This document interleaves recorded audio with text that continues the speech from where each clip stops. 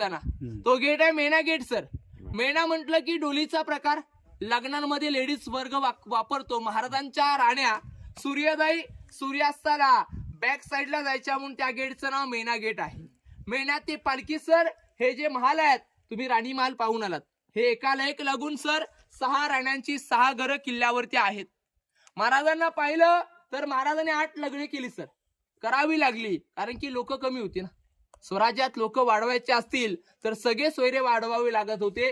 विचारे मोहिते गायकवाड इंगळे पालकर विचारे आणि निंबाळकर यांच्या मुलींशी लग्न केली. पण गडावरती महाल 6 मग 2 राण्या राहायच्या. कुठे पाचड पाहिलं तुम्ही जाताना पाचडला जा तुम्ही 2 किलोमीटर अंतर पाचड आहे.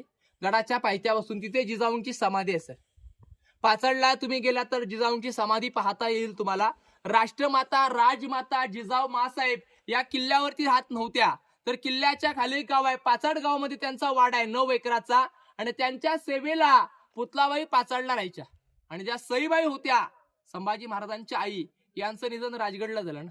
संभाजी महाराज अवघे 1.5 वर्षाचे असताना सईबाईंचं निधन राजगडला झालं म्हणून सईबाईंचं गडावरती महाल नाही आहे. बाकी 6 राण्यांची 6 घर एका ओळीमध्ये पाहायला मिळतील.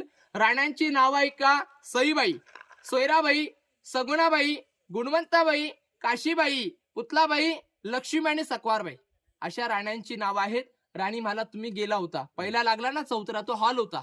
पाठीमागे बेडरूम होतं त्यामागे टॉयलेट बाथरूम पाहिले आणि तिकडे हवा काढण्यासाठी खिडकी होती.